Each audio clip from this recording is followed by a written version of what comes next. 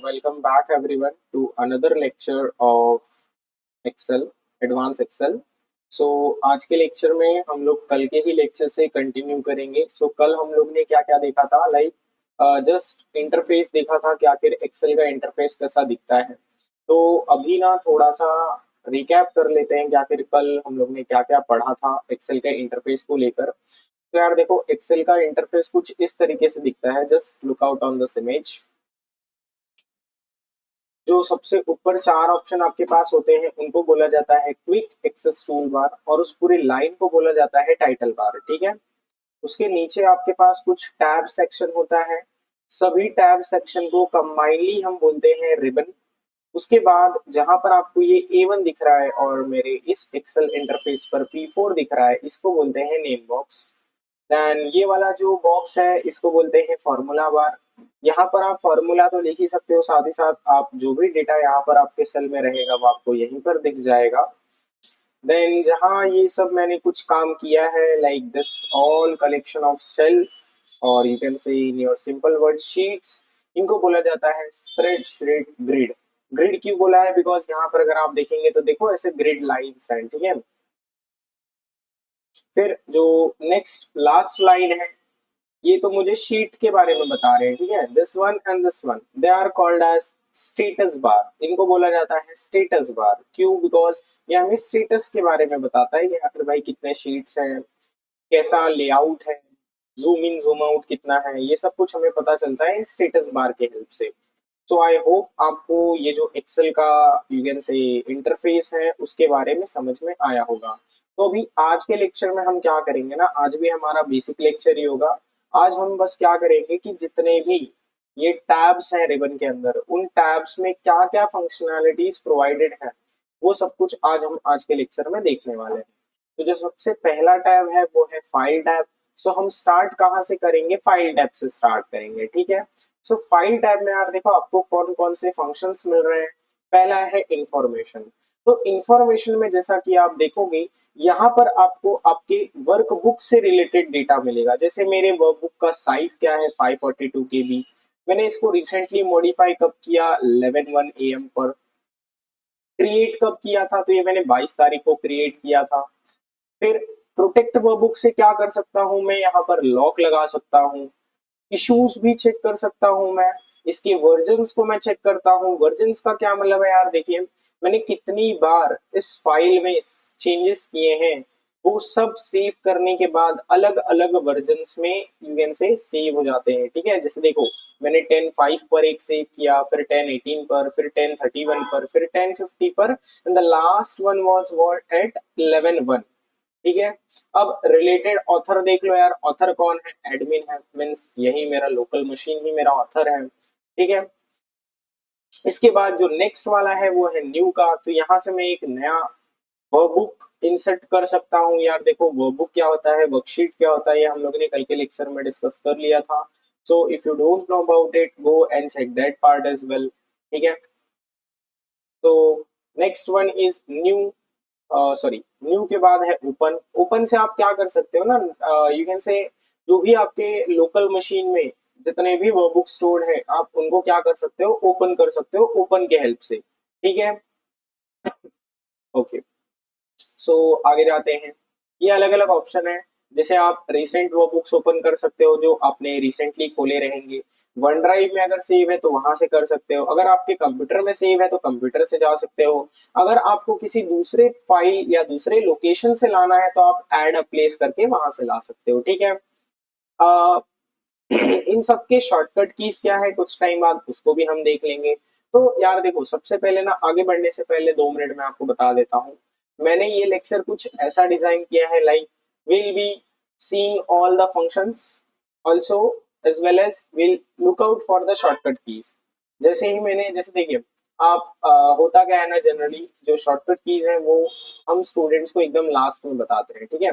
But इससे क्या होता है ना, स्टूडेंट सिर्फ उनको मगअप करते हैं और वो मगअप करने में भी उनको बहुत ज्यादा परेशानी आती है, बिकॉज उन्होंने कभी अप्लाई तो किया रहता है नहीं. तो अगर लास्ट में हम उनको रटाएंगे तो यार ये वाला मुझे अच्छा नहीं लगता है. मैंने क्या किया है ना, मैंने कुछ ऐसा काम किया है. जैसे देखिए, फाइल टैब में आपको कौन कौन से ऑप्शंस मिल रहे हैं, उनका क्या काम है और उनकी शॉर्टकट की है, ठीक है। सो ये मैंने आपको एक ही टाइम पे प्रोवाइड कर दिया। तो होगा क्या ना, जैसे देखो यार, हम बार बार तो यार नया फाइल ओपन करने के लिए यहाँ जाएंगे नहीं। सो हम सिंपली क्या कर सकते हैं, we can search for it alternative. हाँ, मेरे पास एक शॉर्टकट की है कंट्रोल एन, तो अगर मैं कंट्रोल एन प्रेस करता हूँ तो मेरा एक नया वर्कबुक क्रिएट हो जाएगा, ठीक है। सो मेरा कुछ ऐसा पढ़ाने का तरीका है। तो just cope up with it guys, ठीक है। चलिए ठीक है, आगे बढ़ते हैं। तो हम लोग कहाँ पर थे, ओपन पर। तो ओपन हो गया, अब इसके बाद आता है सेव एंड सेव एज, ठीक है। यहाँ पर सबसे ज्यादा कंफ्यूजन होता है यार, दोनों तो काम सेव का करते हैं, बट दोनों में कुछ फर्क है। क्या फर्क है वो देखते हैं। तो देखो, सेव क्या करता है ना, जैसे मैं अगर इस फाइल में कुछ चेंजेस करूं और सेव पर क्लिक करूं, तो वो तो मेरा उसी फाइल में सेव हो जाएगा, ठीक है। नया फाइल ओपन नहीं होगा, नया मतलब नया प्लेस पे स्टोर करने के लिए नहीं ओपन होगा। बट सेव एज में यही आपको एक नई चीज मिल जाती है कि आप एक नए नाम के साथ, एक नए लोकेशन पर, एक नए फाइल टाइप के साथ अपने एग्जिस्टिंग डेटा को सेव कर सकते हो। किसमें, सेव एज में। इसी की वजह से देखो इनके शॉर्टकट कीज भी अलग अलग है। सेव का शॉर्टकट की है कंट्रोल प्लस एस, वहीं पर सेव एज का शॉर्टकट की है F12, ठीक है। और ओपन का शॉर्टकट की क्या है, कंट्रोल O। नेक्स्ट आता है अपना प्रिंट।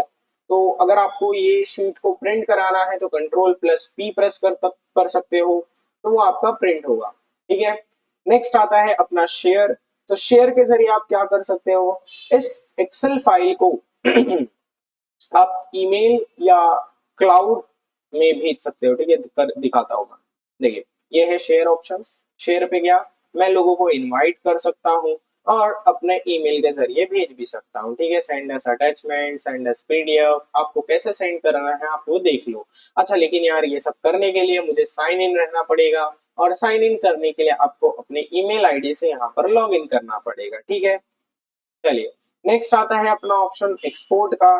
तो एक्सपोर्ट में क्या है ना यार, देखो ये यहाँ पर भी आप डॉक्यूमेंट को शेयर ही करते हो, बस फर्क इतना है, शेयर में आप एक्सेल फाइल फॉर्मेट के साथ ही शेयर करते हो, बट एक्सपोर्ट में आप एज अ पीडीएफ या एक्सपीएस डॉक्यूमेंट टाइप में शेयर करते हो। और क्लोज कर दूंगा तो यार मेरा जो रनिंग डॉक्यूमेंट है वो बंद हो जाएगा। Next one is your account. Account में अगर आप क्लिक करेंगे तो आपको पता चलेगा आपका थीम कलर क्या है, आपने साइन इन किया है या नहीं किया है, या तो फिर आपका जो ये माइक्रोसॉफ्ट का यू कैन से टूल है वो कितना साल पुराना है। तो जैसा कि मैंने पहले ही बोला, मैं जो एक्सेल यूज कर रहा हूँ वो 2013 का वर्जन है।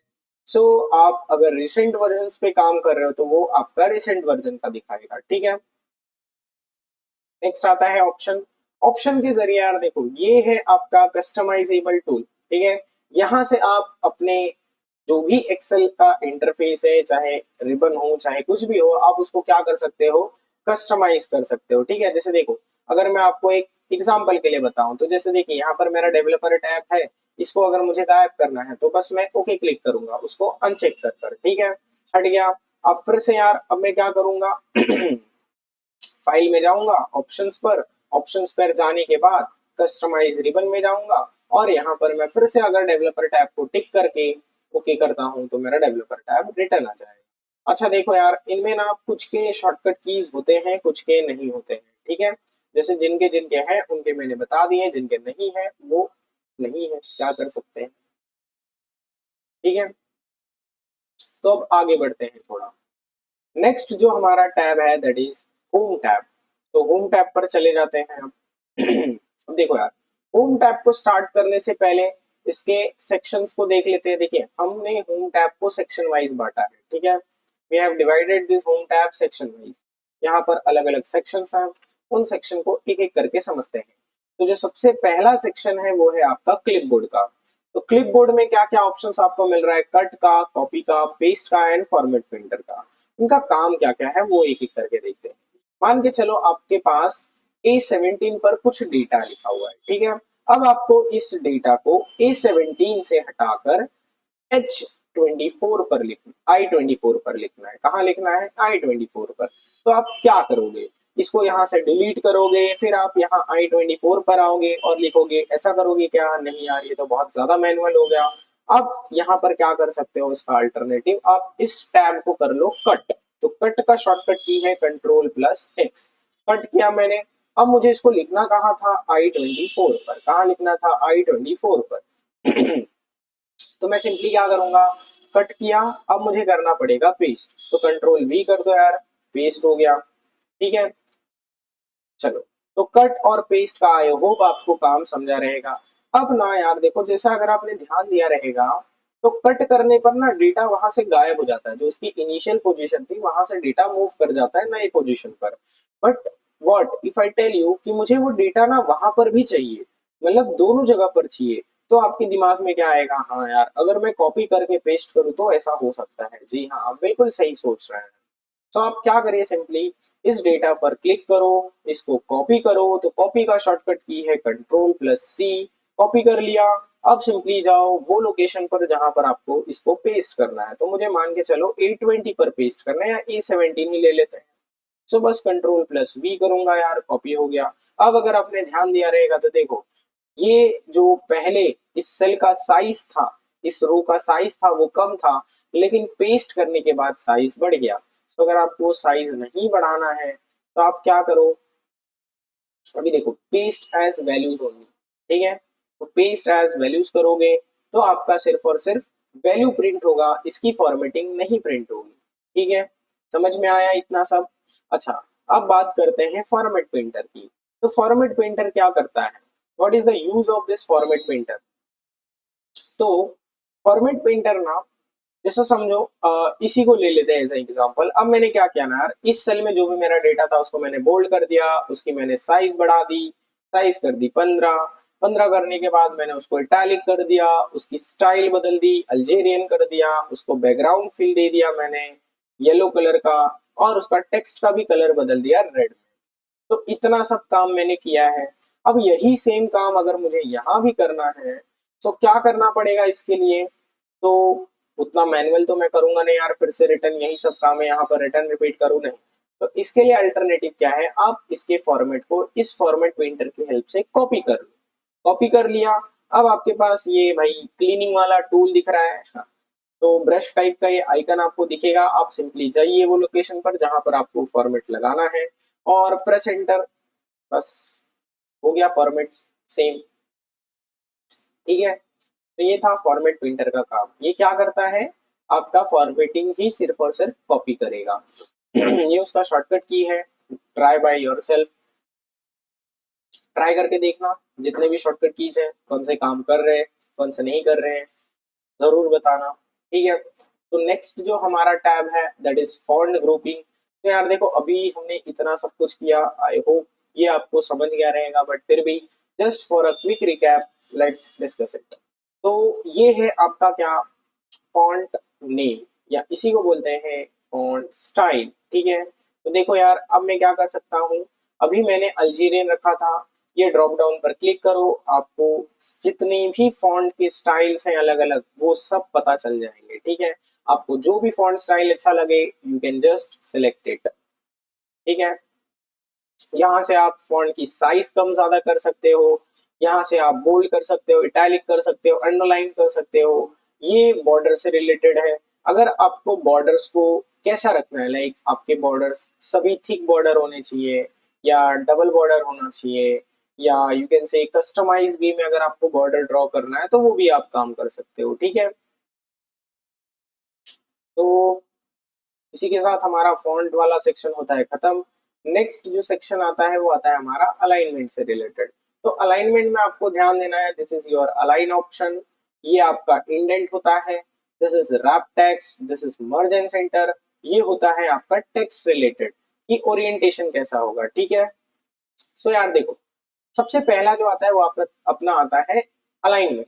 ये है टॉप अलाइनमेंट। अगर आपको इसको टॉप दिखाना है तो टॉप पे क्लिक करना। अभी क्यों नहीं कुछ फर्क पड़ रहा है, बिकॉज अपनी साइज उतनी नहीं है ना, आरएसएल की साइज छोटी है। तो अगर इसकी मैं रो की साइज बढ़ा देता हूँ, इस रो की साइज बढ़ा देता हूँ, तब आपको ये प्रॉपर समझेगा कि हाँ कैसा है। देखो, अभी कहाँ पर है, ये टॉप पर है, क्यों, साइज ज्यादा है। अगर मैं इसको बॉटम पर ला दूं तो समझो, बॉटम लेफ्ट किया तो ये बॉटम के लिए है। ठीक है, this is your bottom alignment and this is your left alignment. Centre पे लाना है बॉटम पे ही रख के तो सेंटर पे क्लिक कर देना, राइट पे करोगे तो राइट साइड से हो जाएगा। इसको अगर सेंटर में लाना है तो सेंटर पर कर दो, टॉप में लेके जाना है तो टॉप पर क्लिक कर दो। सो आई होप आपको अलाइनमेंट समझा रहेगा। उनके शॉर्टकट कीज क्या है, यहाँ पर सारे शॉर्टकट की दिए हुए हैं। ओरिएंटेशन का क्या मतलब है, ये टेक्स्ट अभी आपको सिंपल सा हॉरिजॉन्टल में दिख रहा है, अगर आपको इसको चेंज करना है, लाइक मुझे ये वर्टिकल टेक्स्ट में चाहिए तो वर्टिकल कर सकता हूँ। अगर मुझे इसको टेक्स्ट को ऊपर साइड दिखाना है तो रोटेट कर सकता हूँ, देखो यार रोटेट हो गया। अब मुझे इसको क्या करना है, डाउन साइड रोटेट करना है तो डाउन साइड हो गया। अब मुझे इसको क्या करना है, क्लॉकवाइज मूव करना है तो क्लॉकवाइज मूव हो गया। एंटी क्लॉकवाइज करना है तो एंटी क्लॉकवाइज हो गया। और अगर इसको फिर से चेक कर दोगे सो ये आपका नॉर्मल हो जाएगा। ठीक है, नेक्स्ट आता है इंडेंट। तो इंडेंट तो यार हमने देखा ही नहीं, अभी समझ के चलिए मैं इसको कर देता हूँ लेफ्ट से। अभी देखो, अगर आप देखोगे तो ये बॉर्डर में और इस टेक्स्ट में कोई स्पेसिंग दिख रही है क्या बीच में, नहीं। तो इसी स्पेसिंग को ना बोला जाता है इंडेंट। क्या बोला जाता है, इंडेंट। जैसे अगर मैं इंडेंट बढ़ाऊं तो देखिए आपके बॉर्डर में और इस टेक्स्ट में स्पेसिंग बढ़ रही है, बरोबर। इसको बोलते हैं हम लोग इंडेंट। क्या बोलते हैं, इंडेंट। नेक्स्ट आता है अपना रैप टेक्स्ट। तो यार जैसा देखोगे, देखो अभी मेरा जो कंटेंट है वो सेल के बाहर जा रहा है, तो अगर मुझे इसको सेल के अंदर ही रखना है तो मैं क्या करूंगा, रैप टेक्स्ट कर दूंगा।